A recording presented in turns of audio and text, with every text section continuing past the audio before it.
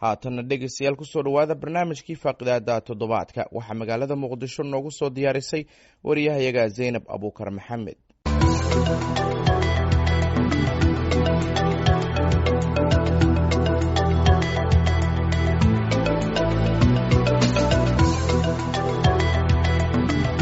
kulanti wacan oo wanaagsan dhageystayaal kuna soo dhawaada barnaamijka faaqidaada toddobaadka oo idinkaga imaanaya magaalada muqdisho. mid ka mid ah xisbiyadii Soomaaliya gobonimada gaarsiiyay ayaa ahaa xisbigii ururkii dhalinyarada Soomaalida ee loo yaqaanay SYL oo la dhisay 15 May ee 1943 77 sano kadib. barnaamijka maanta oo ay taariikhdu tahay 15 May waxaan ku eegaynaa siyaasadda xilligaasi ay SYL iyo xisbiyadii la midka ahaa ee dalka xorriyadda gaarsiiyay iyo siyaasadda Soomaaliya halka ay maanta marayso.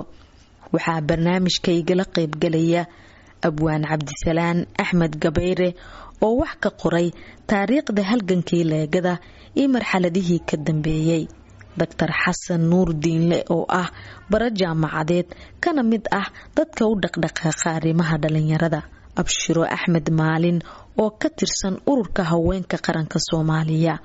iyo Cabduqaadir Maxamed Cali Karar oo ah la taliye ka tirsan xafiiska madaxtooyada Soomaaliya.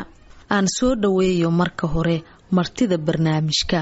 balse intaanan faaqidaada toddobaadkan guda galin marka hore ku soo dhawaada qoraaga Axmed Faarax Cali Idaaja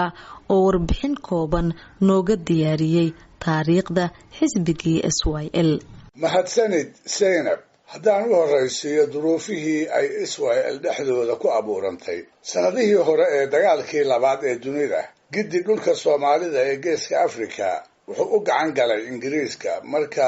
laga reebo Djibouti oo loo yiqiin xeebta Soomaaliyeed ee Faransiiska ama French Somaliland. waa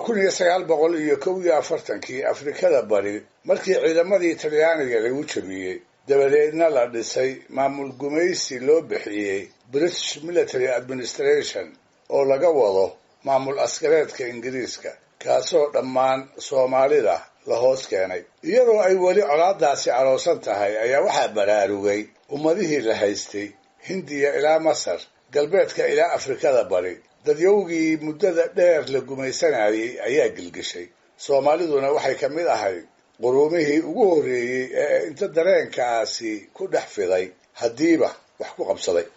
dareenkaas madax bannaani doonka ah ayaa wuxuu suuro geliyey 15 May 1943 muddo haatan 77 sano laga joogo. dhalinyaro 13 ah oo kala qolo iyo kala degaanba ah asii Soomaalinaba isu keentay inay abuuraan urur siyaasadeed casri ah dhulka Soomaalida kii ugu horreeyey. waa markii dambe ururkii SYL ama leego taariikhda ku galay ee mabaadi'diisa ay u waaweynaayeen kow in la xoreeyo lana mideeyo Soomaalida geeska Afrika ay gumaystayaashu inta ku kala qaybsadeen ku kala qoqobeen, in lala dagaalamo qabyaaladda iyo gobolaysiga iyo af Soomaaliga in loo helo far lagu qoro. waa mabaadi'dii ay ku taabeen taageerada dadweynaha ee dhegihii ummadda iyo qalbigeedii ay muddo gaaban kula wareegeen. Raas Casayr ilaa Raas Kiamboni, Lowyacaddo ilaa Jigjiga iyo miyi iyo magaalo inta ka dhex leh ayay inta xafiisyo meel walba ka furteen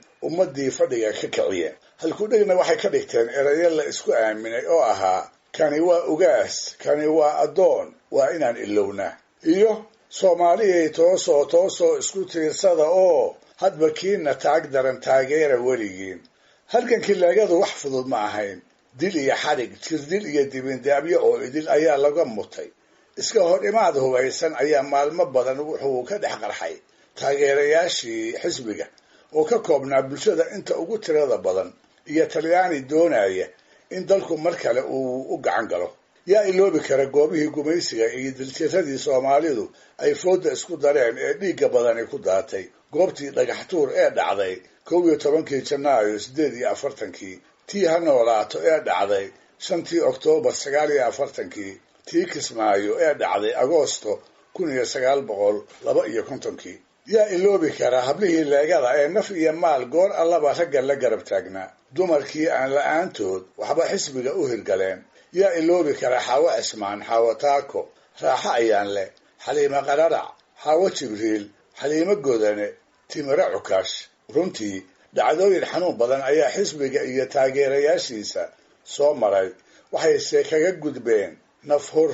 daacadnimo iyo in yar mooye ummadda oo markay mideeyeen waxna bareen iyaga tooda uun u dhaganuglaatay ilaa la soo gaaray 60kii sanadkii calanka buluugga ah ee xidigta cadi dhexda kaga taali uu dalka ka dulbabaday su-aashuse waxay tahay riyadii gobonnimadu markay rumowday ee madaxdii xisbigu ay taladii dalka maamulayaashii gumaysiga kala wareegeen maxaa dhacay waa sheeko kale oo maraha faahfaahinteedu ay maalin kale ku habboon tahay. mahadsanid kaasi waxa uu ahaa qoraaga Axmed Faarax Cali Idaaja oo taariikh kooban naga siiyay sida ay SYL ku soo bilaabatay iyo wixii laga soo maray xurriyadda Soomaaliya ee 60 dhalatay. iminkana aan gudagalno barnaamijka dhammaantiin ku soo dhawaada waxaana ku horeynaya Abwaan Gabayde oo marka hore ka jawaabaya su'aal ahayd marxaladii waagaasi SYL ee midda maanta ee dhalinyarada Soomaaliyeed. xurriyadda xisbigii xurriyadda ururkii dhalinyarada 13kii ee ahaa ayuu ahaa oo la asaasay 43kii 15kii May waxayna ka soo dabaalatay hurgumo ka dhalatay cadawga dalka Soomaaliyeed ka qabsaday oo reer Yurub ayay la jiifi waayeen guryahooda maadaama ay ahaayeen dadkii markaas wax garanay reer magaalka ahaa aad ay inkastoo aadna ay wax u baran kuma jirin nin yar baa haystay hal qof baa haystay iskoolka sare laakiin waxay ku gaareen daacadnimo geesinimo iyo Soomaalinimo ma aysan jirin dad dhaqaale xoog la garab taagan ma aysan jirin ciidamo hubaysan oo ay isku haleynayaan ma jirin beel Soomaaliyeed oo aan raalli ka ahayn leeso barbar dhigi karo wax badan bay ka sareeyaan oo ka horeeyaan waxaad ku garanaysaa gudoomiye ayaa xanuunsaday oo sakaraaday wuxuu yiri Cabdullaahi Ciise oo ku jirin ururka dhalinyarada markaas oo aan xogolaha dhexe ku jirin oo balweyne shaqo u jira ayuu hal doona ninkaas hadaa rabteen guul in la gaaro isku beel isku jufo ma ahayn walaalii waa ag fadhiyeen hadduu wax u dhiibayo Cabdullaahi Ciise la doonay asuu ku wareejiyay xilkii nintiga raalli ma noqoto guushiisaas lagu gaaray samarka iyo yaani walaaltinimada ayaa lagu gaaray. abshiro dhalinyarada maanta ma leeyihiin hadaf la mid ah kuwii SYL sida uu sheegay abwaanku waxa u dhaxeeya difference weyn sababtoo ay tahay adduunku deemidnimo un baa wax lagu qaban karaa dhalinyaradaasi waxay dhalinyaro midaysan qabyaalad ka midaysan aragti ka midaysan Soomaalnimo ka midaysan wax walba ka midaysan laakiin hadda waxaad moodaa jiilalka dambe kacay inay nin walba qaanad ku jiro nin walba fakar gooni u shaqeeyo nin ka war hayaanin jirin waxay iska og yihiin xogoo ay wadaagaan inay jirin saas darteed waxaan leeyahay wax badan baa u dhaxeeya oo weyn oo ummadda dhan ay dareemi karto. waa tahay aad baad u mahadsan tahay Cabduqaadir adiga dhalinta maanta maxay ku kala duwan yihiin kuwii hore baad is leedahay. bismillaahir rahmaanir rahiim dhalinyarada maanta iyo kuwii shalay SYL iyo dhalinyaradii ka dambeysay ee kacaankii la shaqeeyay guud ahaan adduunka gadaal uma soo horeysay Soomaalida tirahada maanta dadka joogo waqtigooda waa la dheeleen nin walba intii ku aadan ay qabteen gumeystaha hadii shalay oo yaani dhibkiisa macquul ahaa maanta waa ka dib badan yahay intii hore maadaama uu ka dib badan yahay dhalinyaradana sidoo kale u saameynaysa waana ka fursado badan yihiin maanta warbaahin badan ay haystaan waxyaalo badan ay haystaan ay noo soo maraan yaani dhaqaale fara badan ay haystaan yaani baahiyaha dhalinyaradii hore iyo kuwa maanta waxa aad u fara badan kuwa maanta inkastoo ay hadana haystaan ayagana fursado ka badan kuwii hore waxay haysteen oo maanta isku gaarsiin karaan yaani dhowr sakin duruufahooda iyo xaaladahooda isku gaarsiin karaan marka ani waxaan leeyahay dhalinyarada maanta iyo dhalinyarada shalay waxa fursado badan kuwa maanta. Dr. Xasan waa dhageysanaysaa aragtida dhinacyada dooda kala qaybgalaya ma la qabtaa mise si ka duwan ay wax kula muuqdaan. aniga aragti ka duwan ayaan qabaa labada dhinacba taasoo ah in dhalinyaradii hore aysan haysanin waxyaabo badan oo facility markaas jiray kuwii maantana ay haystaan facility aad u badan laakiin ay ka faa'iideysan laayihiin facilitygooda. Marka for example maxaa ka mid ah teknolojiyada lagu xiriiro dadkii hore ma haysan. Maanta dhalinta maanta joogto waxay heli karaan inay hal mar Facebook wax dhigaan ay saameyn weyn yeeshaan. Waxa loo yaqaanaa butterfly effect. Macnaha saameynta baalaleeda macnaha hawadan u jeedna maanta hadii hal dhinac ay u socoto wax weyn isbedelo badan kacdoono badan ay dhalin kartaa. Saas ay tahay xuquuq badan oo dhalinyarada ayaa maanta lagu tumanaa. Mana maxay tiraahdaa responsigooda waa yiriyaa. So kuwa hore ma lahayn communication kan iyo isku soo baxaan in hal mar la isku sheego gobollo badan hal mar loo wada gaarsiiyo. Waxa laga yaabaa warqad inay intaas oo saac ay meesha u socoto. Waa tahay haddii aan dib kugu soo laabto Abwaan Gabayre, dhalinyarada Soomaaliyeed waxay kaalin weyn ku lahaayeen halgankii gobonimo doonka markii madax banaanida iyo sanado kadib. Maanta waa sidee kaalinta siyaasadda ee dhalinyarada Soomaaliyeed maadaama aad wax ka qortay taariikhda halgankii leegada iyo marxaladihii kala duwanaa ee ka dambeeyay? Seen aad iyo aad baa mahadsan tahay. Horta waxaa la yidhi mahmaha Soomaali waxay tahay ridada waranka lama garan haddaan gacantu raacin. Waxaa la doonayaa ficil iyo hadal israacsan baa la doonayaa. Dhalinyarada maanta ha haysteen yacni gargaar badan iyo facility dad dhaqaale haysta iyo shirkado ha haystaan iyo isgaarsiin casri ah. Waxaa ka awood badan daacadnimada qalbiga ee 13 wiil ee SYL ayaa ka xoog badiyay. Wax qabadkooda yar hadalkoodu wuu badan yahay. Waxaa dhici karta bil iyo bilo inaan sirta SYL heli jirin. Laakiin kuwan caaw markuu qoro berito shacabay ku tahay meesha uu hawsha uu qabanayo halka uu jeedo. Taas wata kala duwanaanshaha waxa keenaya daacadnimada, midnimada, isjacaylka iyo walaaltinimada gaarka oo Soomaalidu u hayso oo wax walba oo u sheegaan Soomaalidu ay runtahay oo difaac ay la garab taagan yihiin. Ayadoo halkaan xabadii madaafiic lagu ridin dhagax iyo faasbaal la aado Talyaanigi iyo Ingiriiski way iska carab iska tageen. Waxa dadkan dalkiisa nooma ogola aan isaga tagno. Marka daacadnimadaas naf iyo maal bal israacsan yahay oo aan midka lu goynaya laftigiisa oo san bareeri karin ayaa looga adkaaday. Doorka siyaasadda maanta inuu horumar ka sameeyo meesha uu joogo ee horumar uga tago oo Soomaalidu taariikh reeba uga tag inay fikiraan ma rabaan. Laakiin waxay doonayaan in xoogaa laga xawiisho ayay u fikirayaan. Laakiin ma xawilanayn kuwii shalay ma xawilanayn akoon dibadda ma jirin. Saasaan ku leeyahay. Haye Cabduqaadir, dhalinyarada Soomaaliyeed kaalin intee la eg ayay waqtigan kaga jiraan siyaasadda mise ka dhex muuqdaan siyaasadda dalka? Dhalinyarada Soomaaliyeed si guud ay u burbureen siday u burburtay guud ahaan bulshada iyo dalkeena. Amni ahaan, dhaqaale ahaan, siyaasad ahaan, arrimo bulsho ahaan dhan walba. Dhalinyaradu waxay kamid yihiin marka bulshada burburtay kamid yihiin. Mid abwaanka waa ku khilaafsanahay. Dhalinyaradu daacad ma ahan. Dhalinyaradu waxbay ka dhisanayaan. Dhalinyarada dabaqay u dhisan yihiin ma jirto. Waxa wax ka sameystay way ka duwan yihiin. Waxay u badan yihiin dhinaca kale u badan yihiin odayaasha u badan yihiin xaqiiqada marka laga hadlo. Dhalinyarada maanta waxay aaminsan yihiin awooyaal dalkan yacni waxay ku dhisteen iska wax u qabso. Yacni jiilka aabayaal ma aadeenana laakiin jiilka aabayaal ku aadanay waxay ku burburiyeen iska wax burburi. Marka qaacidadaas noo qoran waxa leenahay abwaanka xoogaa waxaan filayaa inay maaragtay dhalinyaradu yihiin kuwa daacada ee u diyaarsan dal iyo dad iyo diin inay isbedelkooda u la yimaadaan. Doorka maanta doorku waa wax iska muuqdo. Amniga dalka waxa ka shaqeeyo waa dhalinyarada. Xurriyadda marka la dhahay siyaasadda iyo yacni waxay iska saarneed dhinac walba iska saarneed. Hadda maanta kaalinta ugu xoog badan ay dhalinyarada leeyihiin number 1 waxa ah amniga. Saraakiisha qaybaha yacni xooga dalka haayo waa wada dhalinyaro. Booliska sidoo kale caasimadda joogna kulli saldhigyada waxa haayo waa 30 jiro. Haddii la fiiriyo marka xafiis walba ay dawladda maanta ninka ka shaqeynaya 90% wax ka badan waa dhalinyaro. Wasiirada inta badan waa dhalinyaro. Xildhibaanada yacni dawladda ka dambeedo fursad waxay siinaysaa dhalinyarada. Marka dhalinyarada waxaan leeyahay aniga waa door fiican ay haystaan. Abshiro dhankaaga maxaad ku tilmaami lahayd halka ay maanta taagan tahay xaaladda dhalinyarada Soomaaliyeed? Intuu yaqaan u buu sheegay laakiin dhalinyaradu intuu yaqaan ma aha waa ka badan tahay. Kuwii dalka gudihiisa wax ku soo bartay ee hooyooyinkooda dhibaatada ku soo koriyeen ee lagu soo koriyay cajiinka iyo yaanyada maalin allaala maanta shaqo tagaan ee is yiraahdaan maanta tool alla ilaa waa maanta aad shaqada heli lahayd. Waxa ka horeeya wasiirkaaga keen ama xildhibaankaaga keen ama oda dhaqankaaga keen. Waxa dhalinyarada halakeeyay waa dadkaas oo siyaasadii roolka siyaasadda u diiday oo ka xiray hawada. Saas darteed dhalinyarada maanta joogtay intuu wiilka wiilkaygu yaqaana maalinta anagu naqaanaa ka badan sabab hooyaana dalkii baan joognaa dadkiina waa ku dhex jirnaa waxaan aragnaa maalin walba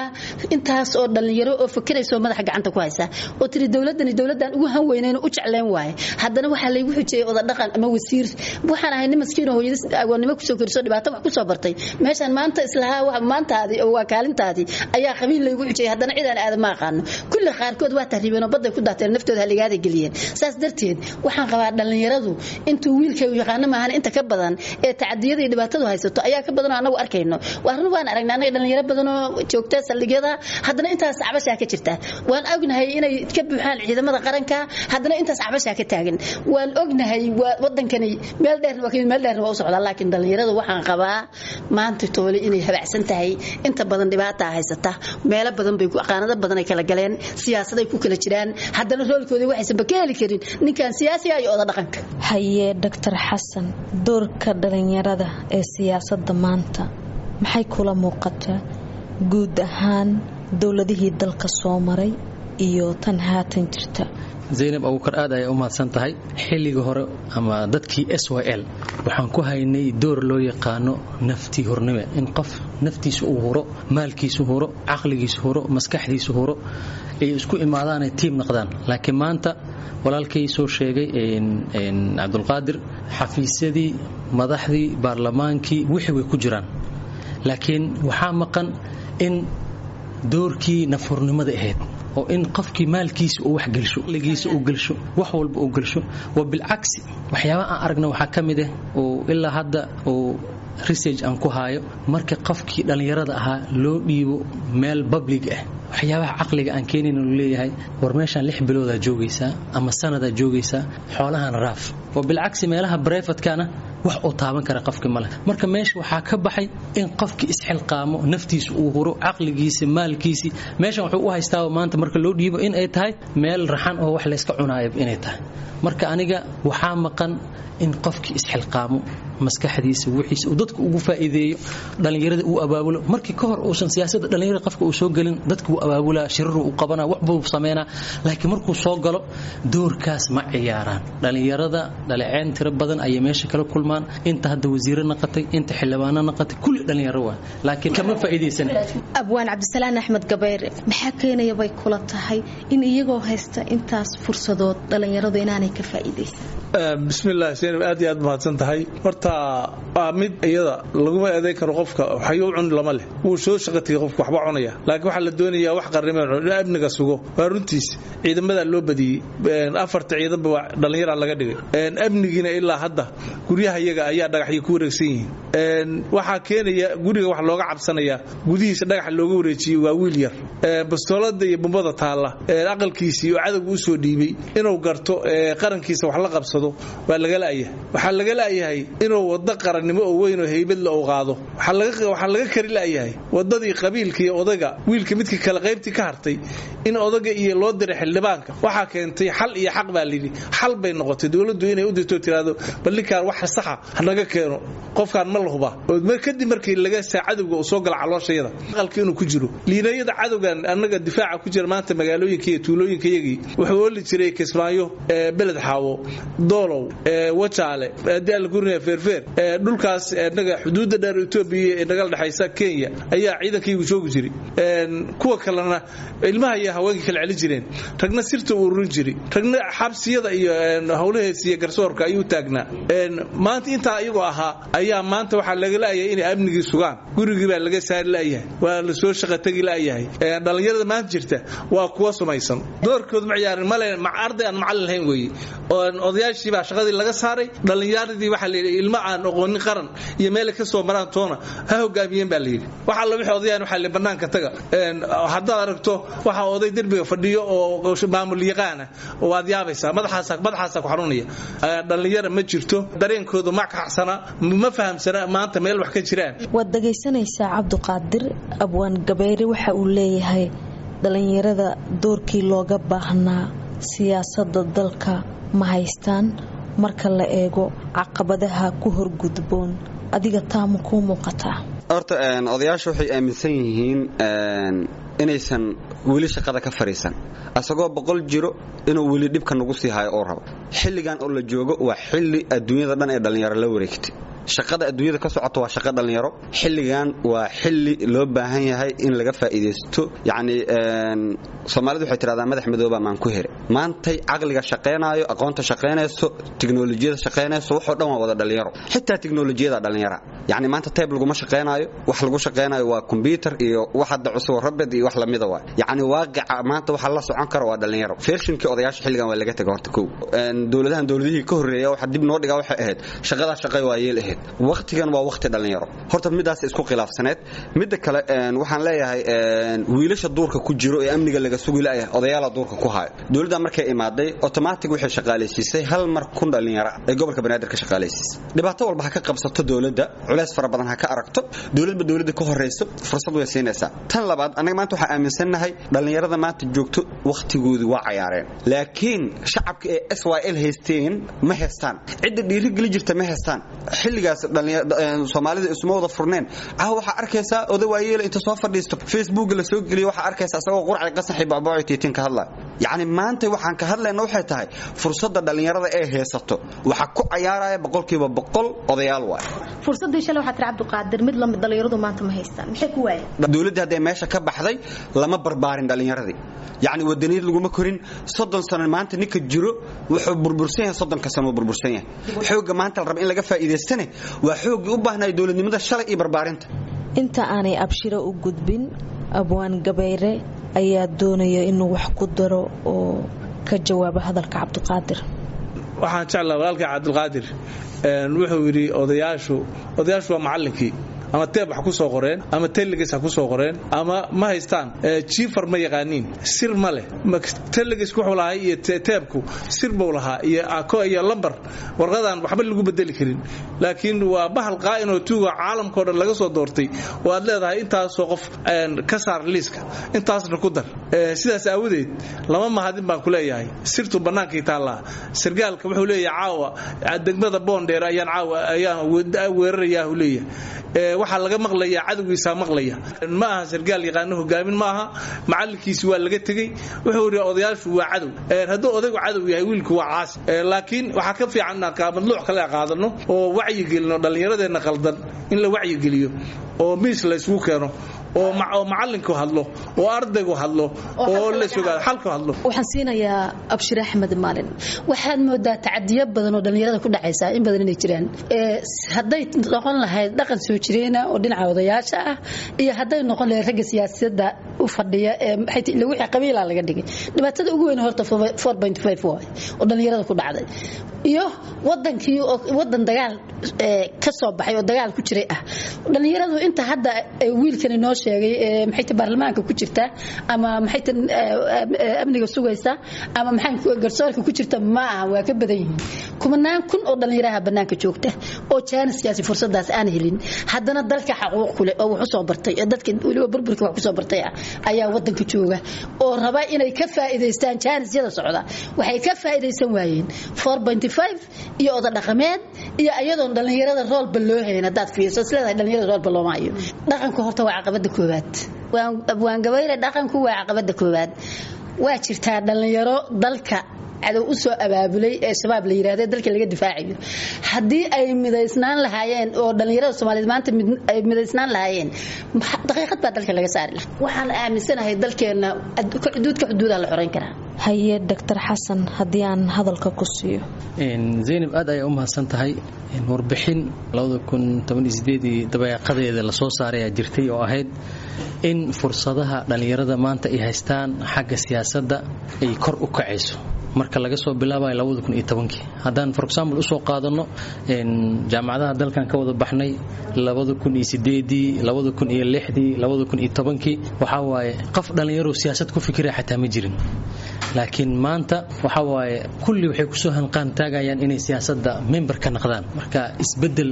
waxa dhacay 100% xataa ma dhahay 65 sida la gaarsiinayo in fursadda dhanka siyaasadda ay heleen waxyaabo badan iska qaldanaa jiro shaqada dhalinyarada xaggeeda low ay ku yihiin macnaha ma haystaan shaqo laakiin dhanka siyaasadda 65% aan gaarsiina xaqiiqa meelaha fursadaha helayaan maamul goboleedyada dhamaantooda agaasimiyaashooda iyo baarlamaankooda iyo fulintooda kulli dhalinyaro waa mid kale oo abwaanka macallin oo ardaygiis ku caasiyo dhibkeeda leedahay laakiin waa u baahannahay dhalinyarada khibrad waa u baahan yihiin laakiin waxa u baahannahay halka xafiis laba oo maxay expert amal u baahan iyo 10 dhalinyaro ah macnaha mar walba kama maarmeeno expertise iyagana dhalinyarada aysan fogeyn ha soo dhaweystaa ma kala maarmaan leeyahay laakiin odayaasha Sainsbury waxay isku dayayaan kafkan dhalinyarada meeshuu kala wareegi doonaa xogaa si ha qabtiran shaqada uu baray waxaan siinayaa abwaan gabayre waxa la dudun horta in la dugsaday la dareensada iskuma la baaliyo meesha uu ka yiri baasha odayaasha hal baan ka rabnaa doctorku ayada waxaan leeyahay taas suuragal ma abshiro iyo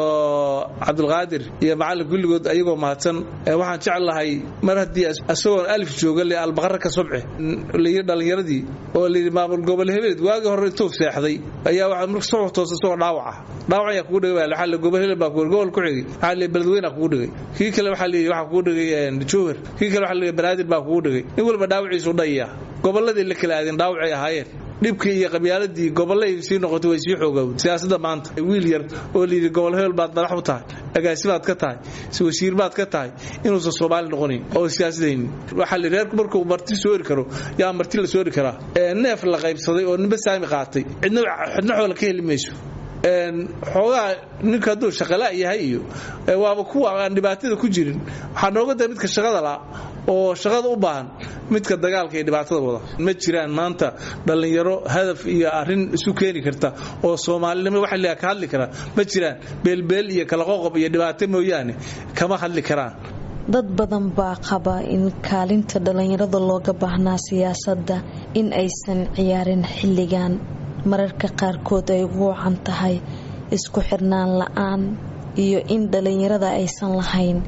qorshe midaysan oo suurtagelin kara in doorkooda ay qaataan adiga taa ma qabtaa Cabdiqaadir Maxamed Cali waxaan rabaa inaan maaragtay ka dhawaajiyo abwaanka wuxuu soo qaatay inay dhalinyarada ku kala aragti duwan yihiin wadanka maanta xaaladiisa sababna ay u tahay federaalka horta waxaan rabaa inaan u sheego waxa noo dooray federaalka dhalinyaro ma ahan odayaashii dhaqanka iyo siyaasiyiinta rugcadaayadaha iyo dadka odayaasha ahaa ee la magansaday horta macnaha noocaana noo dooray laakiin dhalinyaradu waxay doorteen haddana inaysan maadaama samata bixin loo baahan yahay inay horta xaaladda noocaana ay ku samata bixiyaan bulshada maanta meel fiican ay soo gaarsiiyeen dhalinyarada ayagoo maamul goboleedyada kala socda ay ku kulmaan caasimada shirarada wada qaataan way kala tala qaataan gruubyo ku leeyihiin baraha bulshada WhatsApp-yada iyo Facebook-yada iyo aad ay isku warsadaan yaani dhalinyaradu waa isku qadiyad waa isku xanuun maanta marka aad ka dareento tusaale markii biibaxada laga dareemo gobolada abaaraha laga dareemo ama laga dareemo daadadka intaba waxa gurmada 100% waa dhalinyaro qof walba oo dhalinyaro ah wuxuu maanta rajeenayaa dalka inuu samata baxo yaani maanta dhalinyarada maanta joogto waxa uga soo dheelo odayaasha maanta jooga xaqiiqada marka laga hadlo waxa ay maanta ka samata baxayaan waa lagdankii ay ku dhufteen odayaasha maanta joogo hal midaan rabaa inaan raaciyo tii oo maama abshiro qaralaha siiyo waxay tiri dhalinyarada dalka wax ku bartay xaqoodii yaani ma haystaan waxaan aaminsanahay xaqa dhalinyarada in horta hore dawladda ay gaartay kunka qofood ee shaqaaleysiisa dawladdaana waxay ahaayeen kuwa dalkan wax ku bartay fursad kuma helin dadka qurbaha ka yimaad xaqiiqada marka laga hadlo waxaan leeyahay dhalinyarada guud ahaan waxa u banaan xaqa ay dalka ku leeyihiin intaysan aadin ha aadaan midka asaga ayaga oo dalka uu ku leeyahay maama shiraadan ku siinaya adiga ma aragtaa dhalinyarada isku xiran maanta wadanka ka jirta siyaasad ahaan dhaqan ahaan iyo waliba guud ahaan waa run dhalinyaradu hadday midooda wax badan ay qaban karaan laakiin dhalinyaro madaysan ma jirto tusaale anigu hadda goboladan ka yimi waxaan soo maray gobollo badan waliba wuxuu yahay wuxuu ku faylgaroobay maamul goboleedkiisa ayuu fakarkiisa ka hadlaa nin ka hadlaya Soomaalinimo iyo dhalinyaro midaysan iyo fakar lagu midaysan yahay horta ma jiro oo taa anaga waxa ku soo haray hadii laga faa'iideysan lahaa dhalinyarada Soomaaliyeed maalin waxa jirtay aniga kula hadlayay bukaar ma tagin 18 sano 14 Oktoobar qaraxii asaga ahaa dhalinyaradii bukaaraha ka ganacsanaysay ee shabaabka aan uga baqayay ayagoon baabuur la soo saarin ayagoon qarash laga bixin ayay safka soo galeen waxay ku bariyootamayeen dhiigga nagala shubo maadaama maanta dadkeena dhibaato ku dhacday marqaati baan ka ahaa taagnaa oo intuu saa ugu wada daadanaysa wada ooyay tiiraanaysan dareemayso Soomaalinimada iyo shucuurta ka muuqata ay halka yimaadeen waxa ku soo haray maantaas ayada waxay ku dhaarteen siday u socdaan furinta inay tagayaan shabaab inay ugu galayaan gudadka inay iyagu gubayaan waxay yiraahdeen maanta waxaan ku codsanaynaa dawladeena federaalka inay na hogaamiso maanta sorta dawladdu waa jaaniskaas waa beeldaris aadaan ugu xumahay sababta ay tahay wax ka soo horjeed fikirkaas isaga ah wax ka tiiraansan wax ka soo horjeeda waa laakiin laga faa'iideysan haday dhalinyarada midowda waxaan qabaa dalkeena cadow ma soo hunguriyay karo afar shabaab in wax kama qaadi karto oday danaysta iyo macaarad oo dhan waa tagi lahaayeen yaasi oo dhan waa tagi lahaa hal meel yaal salaad lagu wada xiran lahaa laakiin jaaniskaas laga faa'iideysan bismillaahir rahmaanir rahiim waxaan rabaa maamada inaan uga jawaabo dawladda kama aysan faa'iideysan dhalinyaradii xaaladii dhacday 14 Oktoobar xasuuqii qoladii argagixisada ay sameeyeen waxaan leeyahay ma la beer dareenin aniga shakhsiyadeedaba xilligaas dawladda soo galay anoo hay'adaha ugu sarsareeyay magaalada Muqdisho maamul iyo madax ka ah aan waxaan soo go'aansaday inaan subaxaasi noqdo qofka ka hortagi doona cadawga baaqi madaxweynaha oo u baaqay dhalinyarada Soomaaliyeed qayb ka ahay aniga shakhsiyadeedu waa ka soo jawaabay alxamdulillah xilligaas waxa dhacday inayba aasaasanto waxa yiraahdo guutada 14 Oktoobar waa shanta buundo ee gobolka Shabeellada Hoose ee maanta cadawga laga qabtay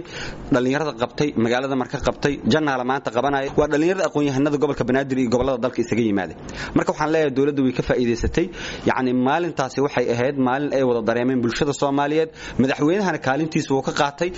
aan siiyo Dr. Xasan dabcan dhalinyaro midaysan oo fikir ku midaysan way jiraan laakiin waxa ka maqan meeshii ay ku fuli lahaayeen ay ku soo bandhigi lahaayeen ayaa ka maqan for example haddaan soo qaadano dhalinyaradii sameysay teamkii sameyn jiray ubaxa magaalada ku sameyn jiray maanta fursadoodii waxaan aragnaa in wasaaradaha qaarkood ay budget u dejiyaan soo waxay sameeyeen way tashteen fikir isku keensadeen maanta fikirkoodu wuu miro dhalay heer maanta waxay joogaan dastuurka Soomaaliya laga tashto dhalinyaradaas qaar kuwana waa sida hadda ay Cabdulqaadir iyo aqaarta sheegeen oo kaleeto waxay ku xanduban yihiin bis gobolkii iyo degmadii wuxuu leeyahay degmadeedii maxay waay see waa xaq maxaa u qabtay siyaasadii ku soo dhaxmilmeen qaar ka faa'iideysteen waa jiraan oo magacyadooda iyo waxooda iyo la soo bandhigka researchkooda la haayo kuwana waxay ku dhaxmilmeen gobolkii ku dhaxmilmeen marka labadaas aan u kala qaadaa aniga xaqiiqi way dhici kartaa in la helo dhalinyaro midaysan for example dhalinyaradu waxay u baahan qorshe u baahan macna hadeer wasaaradda dhalinyarada isboortiga waxay tiraahdaa shaqooyin badan ay qabteen waa jiraan shaqooyin ay ka gaabiyeen waa jiraan oo xagga dhalinyarada ah ururo kala duwan oo dhalinyaro ah ayaa ka jira dalka haddana isku aragti ma aha maxay u midoobi laayihiin abwaan gabayr haddii aan ku siiyo Zainab suuragal maaha runtii kama duwana jabhadii 91 qabsaday ururada sheegaysa dawladii burburiye dhexe kama duwana hadafkoodu ma yeelan kara hadaf madaysan danaha siyaasadeed ayaa u kala qarsoon nin walba midi afaysan iyo jeebka ugu jirta marka siyaasigu waa burburinta midnimada ummadda Soomaaliyeed wax dantiisa isu ku jirin ma yeelayo ururada sheegaysa urur walba xisbi wataa urur walba qof wataa qabiil baa ku daaban qabiilku xalaal weey laakiin qabyaalada ayaa dulli ah qabyaalad ayaa ku daaban dawladda timaado qofkii wuxuu rabaa qofkaas waa sugu wato inuu dawladda madax ka noqon rabaa ma doonayo qof Soomaaliyeed oo soo baxa oo la wada doorto ma rabo marka ma midoobi karaan danaha siyaasadeed ayaa u kala bedelan haye Cabdulqaadir Maxamed Cali maxay aragti midaysan u yeelan laayihiin dhalinyarada Soomaaliyeed dhalinyarada Soomaaliyeed anigu waxaan qabaa horta aragti ahaan inay midaysan yihiin nin walba oo dhalinyaro maanta meesha u socdo uu yaqaan waa inuu samata bixiyo dalkan waxa uu ka shaqeynayo waa horumarinta dalka haday qortaan waraaqa yar yar ee qortaan waa hoosh ay fulinayeen ay ku qorteen laakiin isku hool ay fulinayaan kan joogo Puntland kan joogo Jubbaland kan joogo Koonfur Galbeed kan joogo Hirshabeelle kan Soomaaliland kan caasimada joogo intaba shaqada ay wada qabanayaan waa samata bixin waa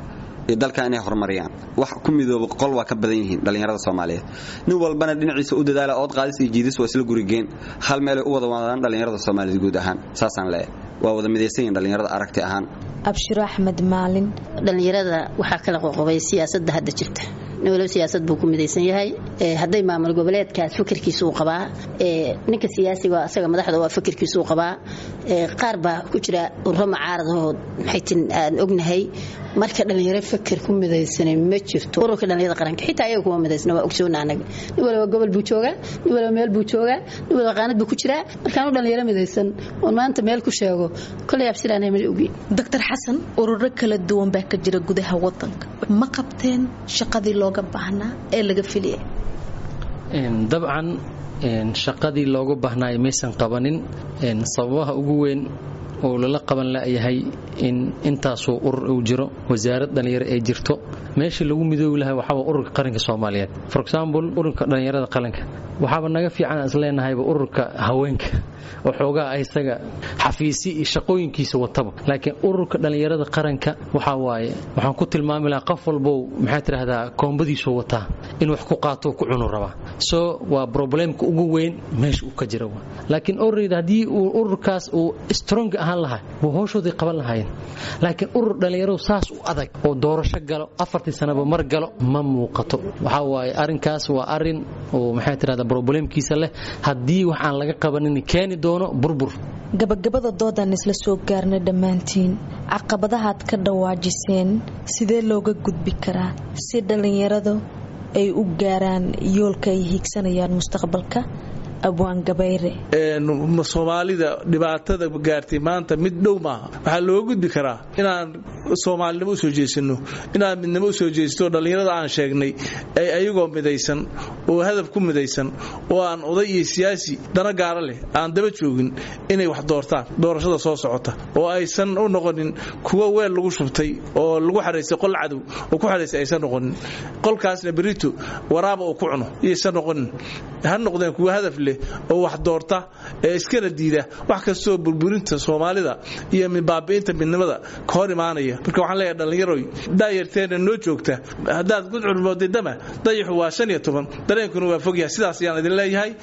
dareenkaas wada qaata iyo midnimo ayaan ka tagayaa Abshir Ahmed Maalin adigoo soo koobaya sidee looga bixi karaa dhibaatooyinka guud ahaan haysta dhalinyarada Soomaaliya umada Soomaalidu waa dhalinyaro 175 13 leegadaha xorriyadii ay dhaliyeen ayaa ilaa hadda maanta la harsanaya ayagoo dhintay ayay qalbiyadeena ku nool yihiin oo maalin walba la xusayaa waxa la rabaa taariikhtaas oo la mid ah inaad ka tagtaan waxa la rabaa inaad fahantaan dalka inaad adinku leedihiin waxa la rabaa caqabad kasta oo la soo diristay inaad ka gudubtaan waxa la rabaa inaydan maamul goboleed iyo siyaasi iyo danan shakhsi wato midna idaan fiirin federaalkani waa wax nagu la lugooynayo xukumo qaybi baa la yiraahdaa kuwii shalay siday ugu istaageen dalka ugu istaagay adunkuna sidaas ku midoobi kartaan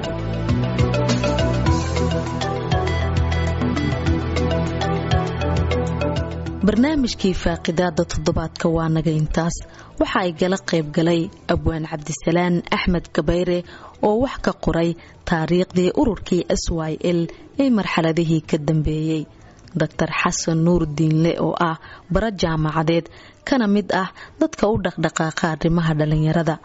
Abshir Ahmed Maalin oo ka tirsan ururka haweenka qaranka Soomaaliya iyo Cabduqaadir Maxamed Cali Karar oo ah la taliye ka tirsan xafiiska madaxtooyada Soomaaliya inta aynu ku kulmi doonno barnaamijkan oo kale nabadgelyo